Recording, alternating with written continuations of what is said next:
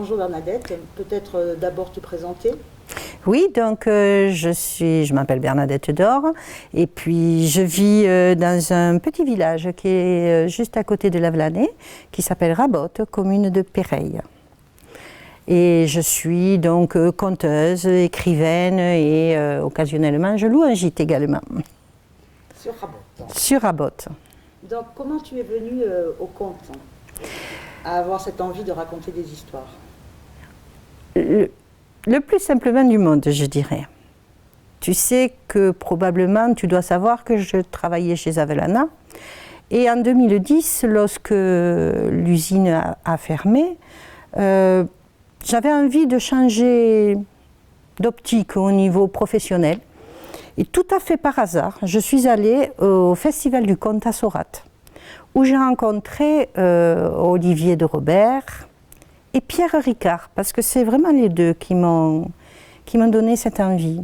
Et je me suis dit que, puisque j'écrivais, je pouvais peut-être mettre en scène mes écrits. Et ça m'a donné envie vraiment de partager cette passion que j'avais de l'écriture, de façon orale, de façon partagée vraiment avec les autres. C'était cette idée que j'avais. Plus charnelle en fait. C'est ça. Et du coup, tes histoires, elles ont trait à l'histoire de Lavelanet, du pays d'Olme?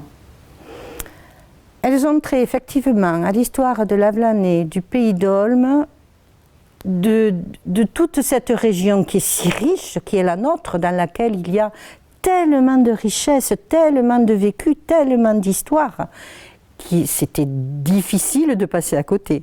Donc effectivement, j'ai écrit des petites histoires que je fais courtes parce que j'aime bien que l'attention soit totale sur tout ce que je raconte. Donc je fais toujours des petites histoires qui dépassent rarement 10 minutes. J'en ai sur Montségur, j'en ai sur Bélestat, j'en ai sur Fontestorbe, j'en ai sur pratiquement toute la région, y compris le Pont du Diable, y compris la rivière souterraine de la Bouche. Voilà. J'essaie de rester aussi sur... Je mets beaucoup en scène ma grand-mère, même si elle n'a pas vraiment été ce que je raconte dans mes histoires. J'aime bien cette image de la personne un peu âgée qui fait passer toute une histoire derrière son regard, et j'aime ça. Du coup, tes histoires, tu les mets en scène dans quels endroits? Je sais que tu travailles des fois avec les écoles, avec des associations.